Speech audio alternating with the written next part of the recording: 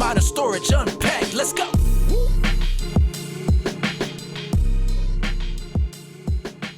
Welcome back to Modern Storage Unpacked, the podcast where we make space for what matters. I'm Hannah. And I'm Kaylee. And today we're going to be looking ahead. Where is the storage industry going in 2026? Yeah, think of this as forecasting. What's trending, what's changing, and what it means if you're investing or operating in the self-storage space. Yeah, absolutely. We are going to be going over some insights that we've gathered so far this year in 2025. And if you're an investor planning your first quarter of 2026, this is the podcast for you. Don't forget to follow or subscribe so you don't miss a podcast. First thing, there's obviously those big picture trends that's going to be a huge part of, what happened and how you get your traffic and, just what's changing. I think the biggest thing that I've noticed is we've seen like post-pandemic stabilization, if that makes any sense. Like, how like during COVID, everyone was moving or needing storage. Like we definitely saw an uptick in demand. And not that like it is just completely dropped. It's just definitely more stable than it used to be. Yeah, I feel like it's plateaued a little bit. We kind of saw a huge influx of people after COVID. So 2021, 2022, almost in 2023 as well. People kind of frustrated with maybe their current living situation. House prices. Yeah, house pricing. And a lot of people just moving post-pandemic. We kind of saw a big uptick. And now, as we are ending 2025, I do feel like we just kind of have seen the last 2 years, it just plateau a little bit. I will say a lot of our traffic does fluctuate with interest rates. If you're in the self-storage industry, a lot of it is to do with housing. So if people are purchasing and buying and moving, we see a lot of business from that. And so whenever that traffic kind of stops or the interest rates are a little high, we as an industry just kind of see that kind of come to a halt. Not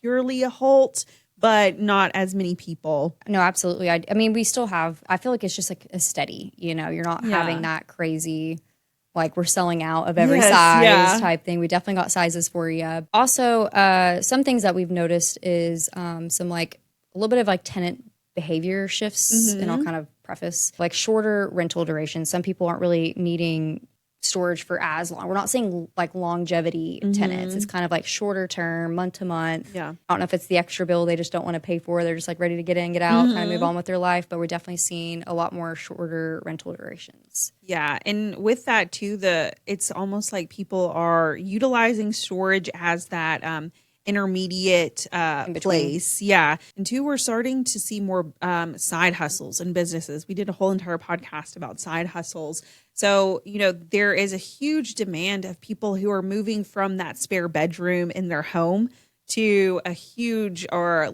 a little bit bigger space purely dedicated to their side hustle or their hobby that has now become their main source of income. We don't see as many people like who move in and maybe forget, and who are fine with that constant. Yeah, that's definitely that's what I absolutely meant over about that. Like it can be great for some people. It's great for, in the middle of things if you're just needing it. But some people do fall into that cycle of just like, oh, I'll deal with it later. I'll push it back. And then they just end up having it for years. Yeah. Like I see that all the time. But we've noticed more now people are just like ready to get that bill off of them. Yeah. If that makes any sense. Yeah. We have so many perks for renting at Modern Storage that's not just like your typical place. Yeah. And people do. I mean, they do use our business center for like meetings, and then they still run a business out of their storage unit. Yeah. I feel like that's almost where the industry is kind of going. And I know, we were one of the first to kind of jump on it as offering more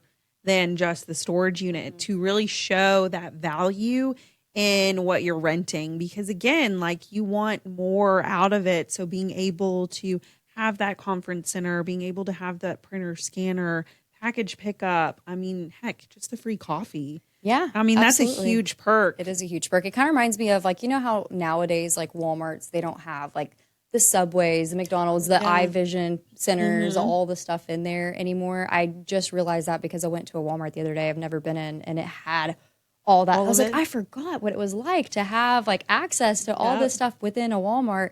So that just kind of like ties it in. It's just like the convenience factor. So I feel like Something we've definitely seen a growth in is the need for specialty storage, like RVs and boats. I do feel like because, depending on where you are financially, house pricing is a little up there.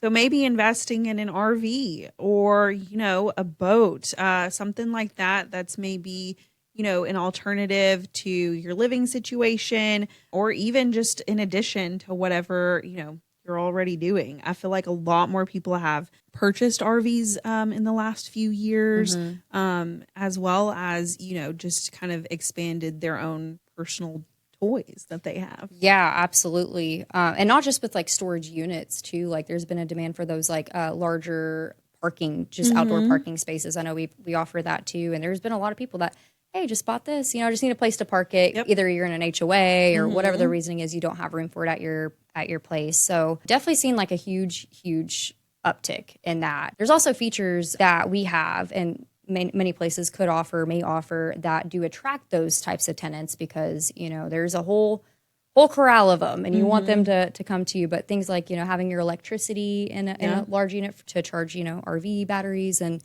whatnot, lighting in there, having some light to see. And then also like oversized doors, obviously, gotta make sure it can fit through. And also security. I mean, that's a big investment. Those RVs and boats, it's a lot of money. And so you want to make sure wherever you're putting it, that it's safe there. And this is just for like an investor to note, having that specialty, storage, the large RV boat size ones, it is going to be like higher cost to build it, but you're going to have a really strong, sticky tenant base. Like that's going to get filled. It's not going to be a cost that was unspared, if that makes any sense. It's definitely needed. So yeah, so you can kind of look at that at our Shackleford and even Lowell locations where we did really build and kind of add a lot of those features for our RV and bigger vehicle units. And honestly, that's a huge draw for people who are looking for those things. And again, like once you build it and you really show the value of those items, I mean, people will come. Yeah. And I know that Shackleford, I'm not sure about the Lowell location, but Shackleford, they got the electric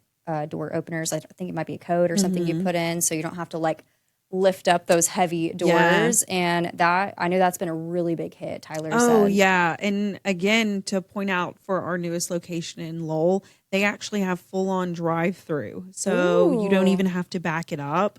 You can just drive it through.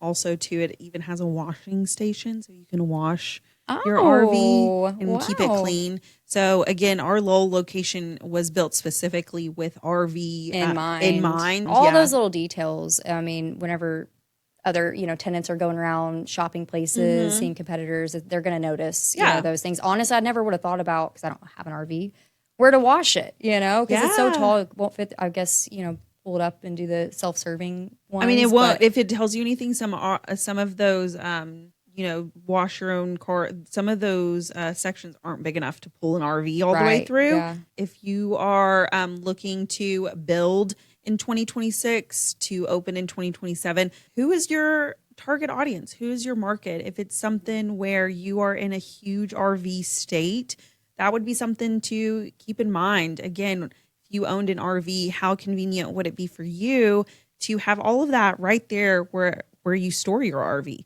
So you can clean it up at the end of season and just park it and not think about it till next summer. Something else, which we've kind of talked about a lot in this podcast, is tech, and automation kind of rolling into the storage industry and how that's kind of grown a lot. Not just this year, but, for a while now. And I feel like a big one is like contactless rentals, where people can just not see anybody. You can do it on the phone, online, kiosk, whatever the situation may be. Contactless rentals are almost kind of expected nowadays and not really much of like an optional, thing. I feel like there's that tenant base that just expects to have that. And if you don't provide that, they're going somewhere else. Yeah. A lot of people don't want to have to call for pricing. They don't want to have to chat with someone to figure out how much it'll be a month, which again, if you're looking to invest or start your own storage business, invest in your website, invest in the place that you're going to be sending your traffic to.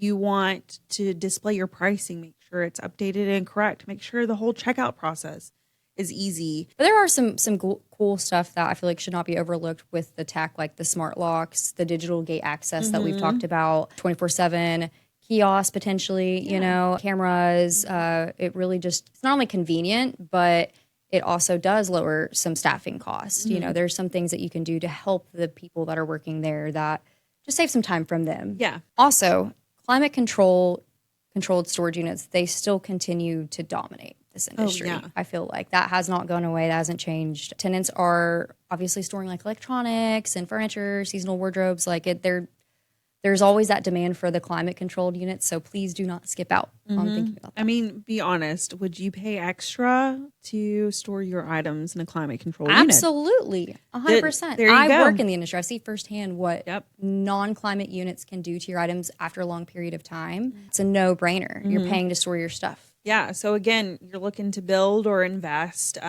Definitely look at climate control. We've had plenty of podcast episodes about our climate control, the benefits, the pros, the cons. I always recommend to anyone, you're going to store, I'd store in climate. Absolutely. Unless it's like a lawnmower or things that would be typically in your garage, you know, but everything else. But even then, if you want, keep the longevity of stuff. It's just better to do climate.